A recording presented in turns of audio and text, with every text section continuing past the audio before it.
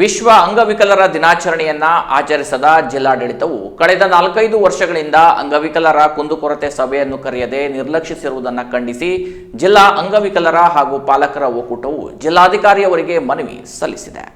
December 3ರಂದು ವಿಶ್ವ ಅಂಗವಿಕಲರ ದಿನಾಚರಣೆಯ ದಿನವಾಗಿದ್ದು, ಈ ದಿನದಂದೇ ಜಿಲ್ಲಾಧಿಕಾರಿ ಲಕ್ಷ್ಮೀಪ್ರಿಯಾ ಅವರನ್ನು ಭೇಟಿ ಮಾಡಿದ ಜಿಲ್ಲಾ ಅಂಗವಿಕಲರ ಹಾಗೂ ಪಾಲಕರ ಒಕ್ಕೂಟದ ಪದಾಧಿಕಾರಿಗಳು ತಮ್ಮ ಸಂಕಷ್ಟವನ್ನ ಜಿಲ್ಲಾಧಿಕಾರಿ ಅವರ ಎದುರು ತೋಡಿಕೊಂಡರು. ವಿಶ್ವ ಅಂಗವಿಕಲರ ದಿನಾಚರಣೆಯ ದಿನದಂದು ಯಾವುದೇ ಜನಪ್ರತಿನಿಧಿಗಳಾಗಲಿ ಅಥವಾ ಜಿಲ್ಲಾಡಳಿತವಾಗಲಿ ಕಾರ್ಯಕ್ರಮವನ್ನು ಆಯೋಜಿಸದೇ ಇರುವುದು ತೀರಾ ಬೇಸರಕ್ಕೆ ಕಾರಣವಾಗಿದೆ. ವರ್ಷದಲ್ಲಿ ವಿವಿಧ ಮಹಾಪುರುಷರ ಜಯಂತಿಯಿಂದ ಹಿಡಿದು ಎಲ್ಲ ರಾಷ್ಟ್ರೀಯ ಮತ್ತು ಅಂತಾರಾಷ್ಟ್ರೀಯ ದಿನಾಚರಣೆಯಲ್ಲಿ ಸರ್ಕಾರ ಆಚರಿಸುತ್ತದೆ.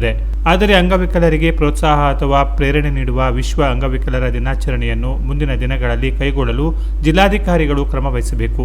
ಅಲ್ಲದೆ ಜಿಲ್ಲೆಯಲ್ಲಿ ಕಳೆದ 4-5 ವರ್ಷಗಳಿಂದ ಅಂಗವಿಕಲರ ಕುಂದುಕೊರತೆ ಆಲಿಸುವ ಸಭೆ ನಡೆಸಿಲ್ಲ. ಇದರಿಂದ ನಮ್ಮ ಬೇಡಿಕೆಗಳನ್ನು ಸರ್ಕಾರ ಮಟ್ಟದಲ್ಲಿ ತಲುಪಿಸಲು ಸಾಧ್ಯವಾಗುತ್ತಿಲ್ಲ.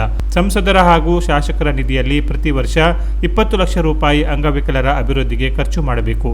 ಸರ್ಕಾರದ ಆದೇಶದಂತೆ ಎಲ್ಲ ಸರ್ಕಾರಿ ಕಚೇರಿಯಲ್ಲಿ 5% ಅನುದಾನವನ್ನು ಅಂಗವಿಕಲರ ಅಭಿವೃದ್ಧಿಗೆ ವಿನಿಯೋಗಿಸಬೇಕು. ಸರ್ಕಾರದ ಆದೇಶದಂತೆ ಜಿಲ್ಲಾಧಿಕಾರಿಗಳು ಪ್ರತಿ ತಿಂಗಳು ಅಂಗವಿಕಲರ ಕುಂದುಕೊರತೆ ಸಭೆ ನಡೆಸಬೇಕು.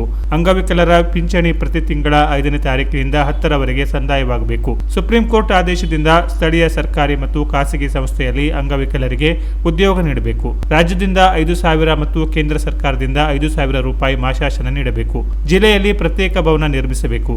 ಎಲ್ಲಾ ಇಲಾಖೆಗಳ ಕಚೇರಿಗಳಲ್ಲಿ ಅಂಗವಿಕಲರಿಗೆ ದೊರೆಯುವ ಸೌಲಭ್ಯಗಳ ಫಲಕವನ್ನು ಅಳವಡಿಸಬೇಕು. ಅಲ್ಲದೆ ಹಿರಿಯ ನಾಗರಿಕರಿಗೆ ಮತ್ತು ವಿಧವೆಯರಿಗೂ ಸರ್ಕಾರದ ಸೌಲಭ್ಯಗಳನ್ನು ಸಮರ್ಪಕವಾಗಿ ತಲುಪಿಸುವಲ್ಲಿ ಅಗತ್ಯ ಕ್ರಮ ವಹಿಸಬೇಕೆಂದು ಮನವಿಯಲ್ಲಿ ಆಗ್ರಹಿಸಲಾಗಿದೆ. ಮನವಿ ಸಲ್ಲಿಕೆಯಲ್ಲಿ ಜಿಲ್ಲಾ ಅಂಗವಿಕಲರ ಹಾಗೂ ಪಾಲಕರ ಒಕ್ಕೂಟದ ಜಿಲ್ಲಾಧ್ಯಕ್ಷ ಪ್ರವೀಣ್ ಶೆಟ್ಟಿ, ಗೌರವಾಧ್ಯಕ್ಷ ಶ್ರೀಕಾಂತ್ ಎಂ ನಾಯ್ಕ್ ಇತರರು ಇದ್ದರು. Canara plus news, Karwar.